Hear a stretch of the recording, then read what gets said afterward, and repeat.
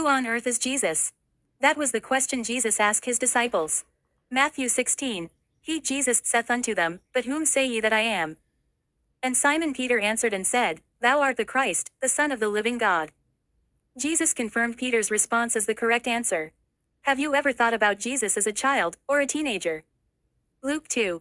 And when Jesus was 12 years old, they went up to Jerusalem after the custom of the feast. And it came to pass, that after 3 days they found him, Jesus, in the temple, sitting in the midst of the doctors, both hearing them, and asking them questions. He grew up going to the synagogue with other boys to learn and receive instruction. He learned a trade as a carpenter working with wood and stone. He knew people, he had friends. He went to school, and was a great student. He made good grades. He grew up a leader in his class. He had a job. He became a rabbi and began leading and teaching others. Luke 2:52. And Jesus increased in wisdom and stature, and in favor with God and man. People called Jesus Rabbi. Discipleship Talmidim. Rabbis actively gathered students who left their homes and jobs to travel, eat, and study with them. The goal of a disciple was not just to learn information, but to completely emulate the rabbi's lifestyle, character, and actions. John 6:25. And when they had found him on the other side of the sea, they said unto him, Rabbi, when camest thou hither? John 1:38, 39. Then Jesus turned, and saw them following, and saith unto them, What seek ye? They said unto him, Rabbi, which is to say, being interpreted, Master, where dwellest thou? He saith unto them, Come and see. They came and saw where he dwelt, and abode with him that day, for it was about the 10th hour.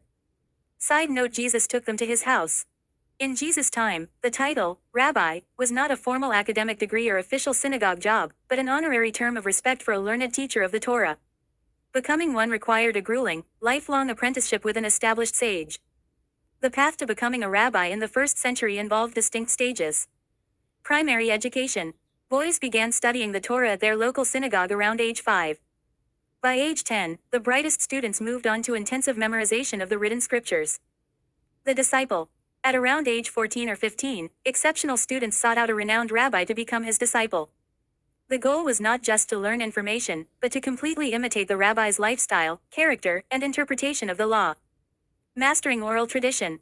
Disciples memorized large portions of the oral law and debated fine points of theology. This training period often lasted over a decade. Secular trade. Apprenticeships were unpaid. Rabbis in this era were strictly forbidden from charging for religious instruction, so students, and the rabbis themselves, supported themselves by working manual trades like carpentry, leatherworking, or farming. Ordination. If a disciple proved mastery of the scriptures and oral traditions, the rabbi would grant him formal ordination, traditionally through the symbolic laying on of hands.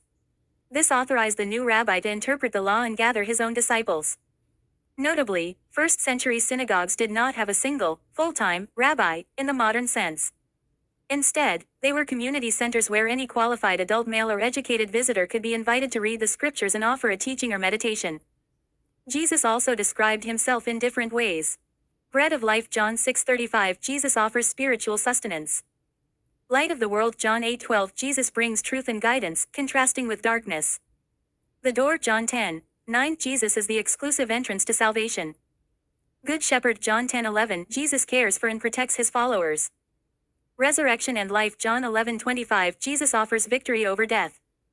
Way, truth, life John 14:6 Jesus is the sole path to God.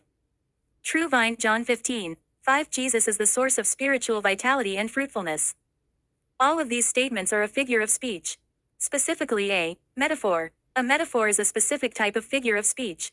Figures of speech are a beautiful way to illustrate a truth. It is important to distinguish figures of speech and a literal text. Jesus had many roles as the Son of God. He knew who he was.